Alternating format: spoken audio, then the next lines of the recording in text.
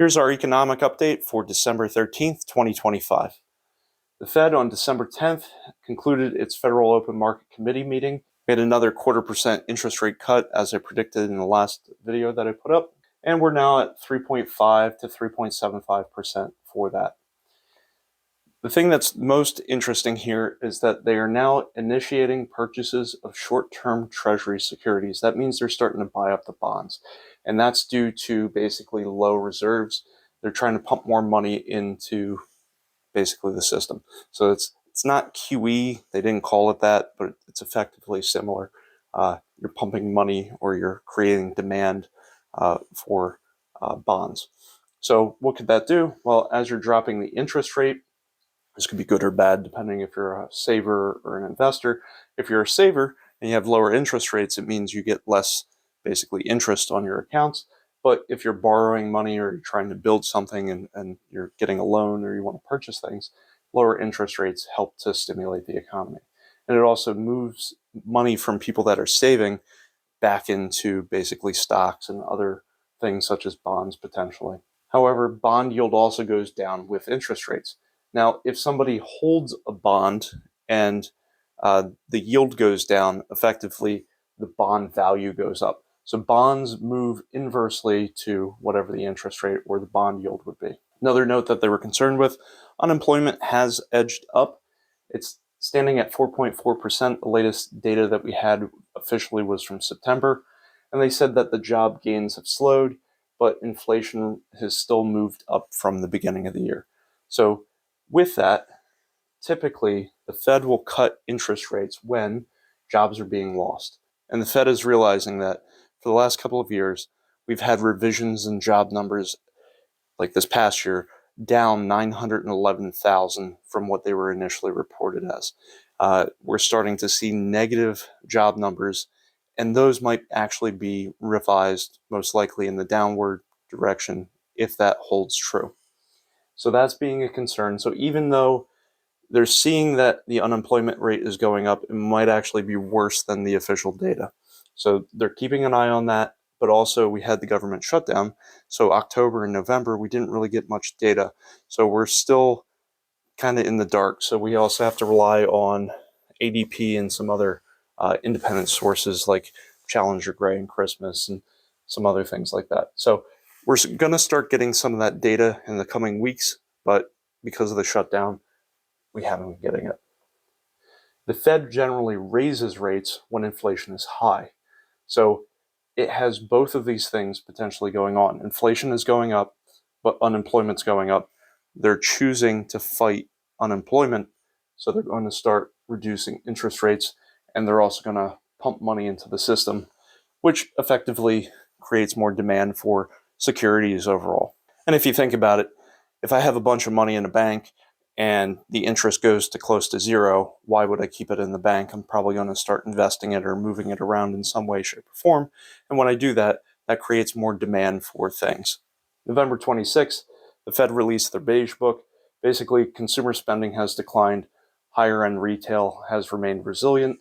And when you look at this, there's bifurcation of the economy, or you'll hear it as like a K-shaped economy. The top 10% are spending approximately 50% of all spending. If you think that the bottom 90% of the population are spending the other 50% and they're getting squeezed, what would you do? Well, I would probably start shopping at different places that have more value for what I'm buying, or at least maybe smaller packaging or something along those lines. So then you might start to think, what if people start shopping at Walmart, Dollar Tree, Dollar General, those types of places? Walmart's been up 29% now for the year to date. A couple weeks ago, it was 27%, so it continues to climb. Dollar Tree is now up 69% since my last video. Used to be 60% for the year. Dollar General was up 75%, it's now up 76% for the year. So if you look at these numbers, these are actually growing much faster than the S&P 500. Again, I invest primarily in the S&P 500, total international funds, and some bonds, but I was just pointing out that trend. In terms of jobs, we had our JOLTS report on December 9th. There are 7.7 million open jobs, That's leaving approximately about 1.0 unemployed people per open job. So this is getting into territory you don't want to be in, because very shortly there's going to be more unemployed people than there are jobs. And even when you have a 1-to-1 ratio, if you need a surgeon and somebody is a mechanic, or somebody is a cashier, you can't just have that same person do all those 3 different jobs. It's not equivalent. So you need different skills for those, and you may not be in the right location. So the labor market's starting to have some issues. When we look at layoffs and discharges, we're at 1.9 million, about 1.2%. It increased for the month. 130,000 additional people were laid off in accommodations and food services, and an additional 23,000 people were laid off at the state and local government, and that excludes education. In terms of quits, we're at 2.9 million. It's 1.8%. The reason why I'm bringing this up, this number is down 276,000 people year over year. Why does that matter? Well, if people can't find other better opportunities, they tend to stay in the job that they're in, and they don't move as much. So if there's less movement, on your own because of better jobs, basically it's showing that there's less available jobs, or there's less opportunities for growth there. November 20th, we looked at our unemployment rate. I'm seeing different areas, probably a rounding error of about 4.4 to 4.5%. The thing that I'm looking at right now is that we're seeing an uptick in youth unemployment. So age 16 to 19, we're now at 14.5% unemployment, and we're at 7.8% for African Americans. The reason I'm bringing up these 2 groups specifically is because they tend to lead the wider, basically, unemployment number. So if you look at the rest of the demographics, these 2 groups will come up first, and then the rest of the population starts to follow behind during a recession. On December 3rd, we got our ADP numbers. There was a loss of 32,000 jobs in November. So what we're seeing here is a loss of about 120,000 people in small businesses, so less than 50 people in that business. And that might mean, not having a delivery driver, or not having an extra waiter or waitress, whatever that job may be. And what we're finding is that medium to large businesses added 90,000 jobs. So it's getting harder for smaller business to operate. Larger business seems to be doing fine and still being able to hire. On December 11th, we had our initial weekly unemployment claims. They were at 236,000. If you see headline numbers, they'll say it's a huge jump because it was from a low number the week before. So basically, we had a high, medium, very low number, and now we're back kind of in range for where we were before. So if you take the last 2 weeks, average them out, they're pretty much within average over the last couple of years. So it's not really a big panic to me. On December 4th, the Challenger Gray and Christmas report came out. About 71,000 jobs were cut in November. There's about 1.17 million jobs have been cut year to date. That's up 54% year over year. For inflation on December 5th, we had our personal consumption expenditures at 2.8%. This is up. And PCE core, which is that number minus basically food, energy, that sort of thing, also at 2.8%, down slightly.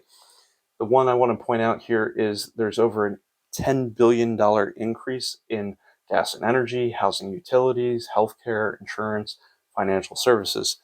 None of these are discretionary. These are all things that you need. So what we're finding, even in the Beige Book, they were finding that we're reducing basically consumer spending, specifically in discretionary spending. November 25th, our Producers Price Index was 2.7% up. Producers Price Index Core up 2.9%. Again, these numbers are going to be from September. October 24th, we had our Consumer Price Index, 3%. That's up. CPI Core slightly down, 3%. Again, that's back in September. We have to wait until we get more data because the government's been shut down. So all of these, to me, were around 3%. So the Fed has a dual mandate. They want stable prices.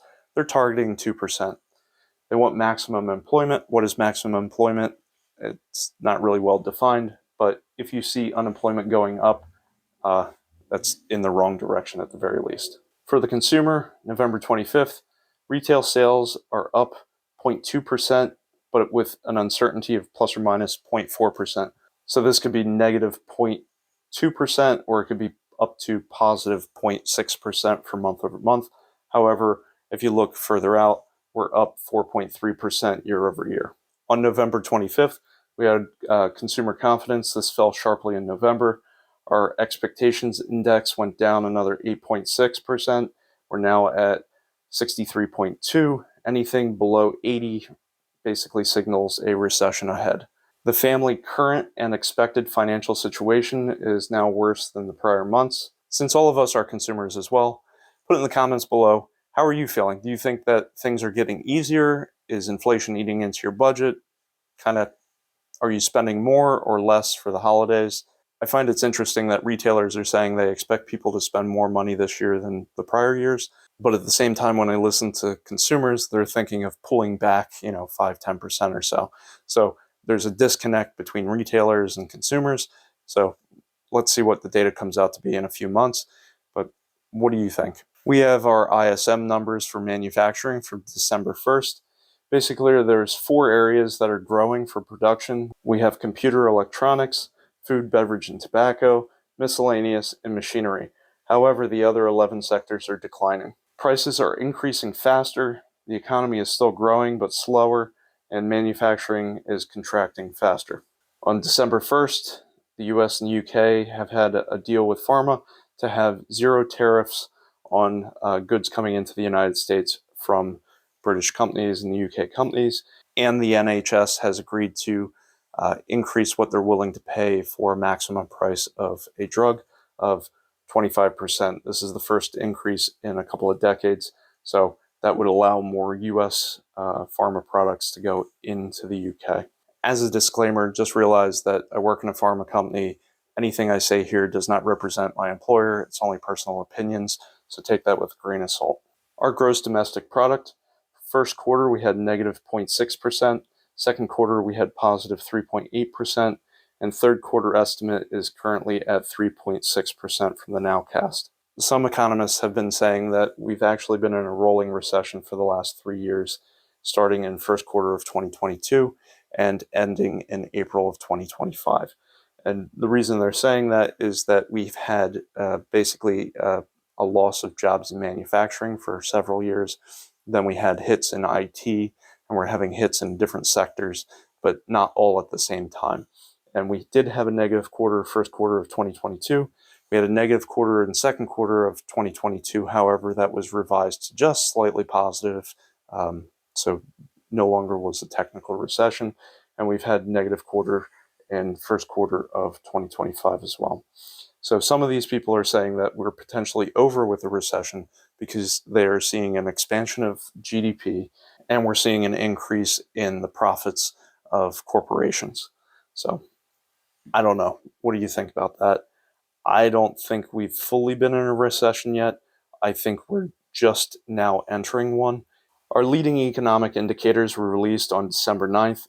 Basically, this is all coming back from September, so we don't know in October and November yet. That's going to take a little bit of time to get that data. So we're finding that we are less negative, but still negative.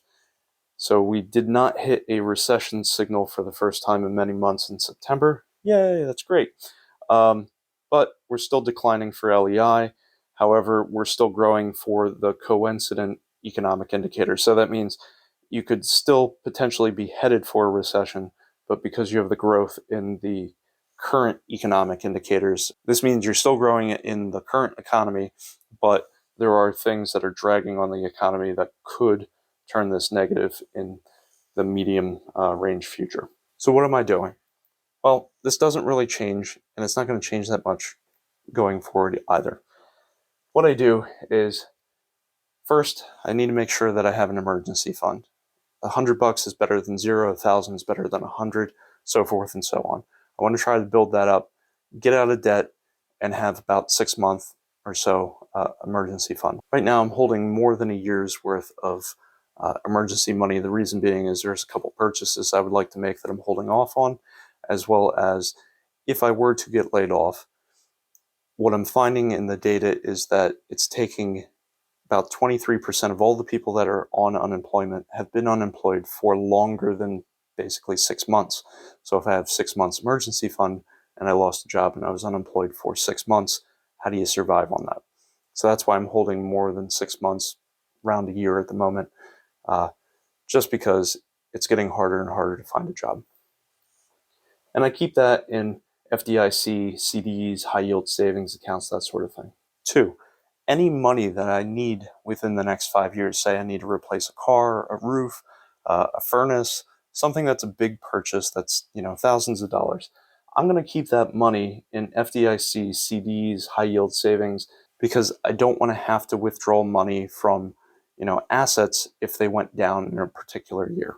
Any money I don't need for at least 5 years, say retirement or something 5, 10, 20 years from now, I'm going to invest about 70-80% into the S&P 500, about 10 to 20% in total international funds, and about 0 to 10% in bonds. The reason why I'm holding about 10% bonds at the moment is as interest rates drop, yields drop, bond value goes up. So I think it's about 7% on the bonds this year already. So they're doing fairly well. And as interest rates continue to drop, they may do better. People do ask, do I have any metals? So yes, I do have more than $150,000, probably $200,000 in various metals. So I do hold gold, gold jewelry, gold bars, gold coins, things like that. All of this was purchased before it was about $1,400 an ounce. Now it's at $4,200 an ounce. In terms of silver, what I have is a bunch of silver bars. I have a ton of silver coins. And then if you have pre-1965 dollars, half dollars, quarters, dimes, that sort of thing, they're about 70-something% or more in terms of silver. So I have a lot of the silver there. So if you look at those coins, they're going to be like Morgan dollars and anything pre-1964. I also made a lot of body armor. I have a 75-pound suit of copper armor. And if you see what I have on right now, this is about a 35-pound suit of steel armor. I also have copper bars. So anything I would use when I was scrapping, I would generally keep copper and brass and lead and aluminum and things like that. I also smelt metals, so I'll melt them down, do 3D printing, cast them in the sand, and make whatever I want there. I have some very small options positions compared to the rest of my portfolio, and that's an SPY put. That's basically an insurance policy. If the S&P 500 goes down, I make money off the option while I'm losing money on the shares. That way I don't have to sell off the shares. I can sell off the option as it becomes more valuable and then buy up more SPY. And if SPY continues to go up, then the option expires worthless, which happens about 80% of the time. So that's what I expect to happen. For TLT, these are bonds. This is a call option in January of 2027. If interest rates are dropping, bond yields are dropping, bond values tend to go up. So if this goes above about 110 by January of 2027, then that goes in the money and then it becomes valuable.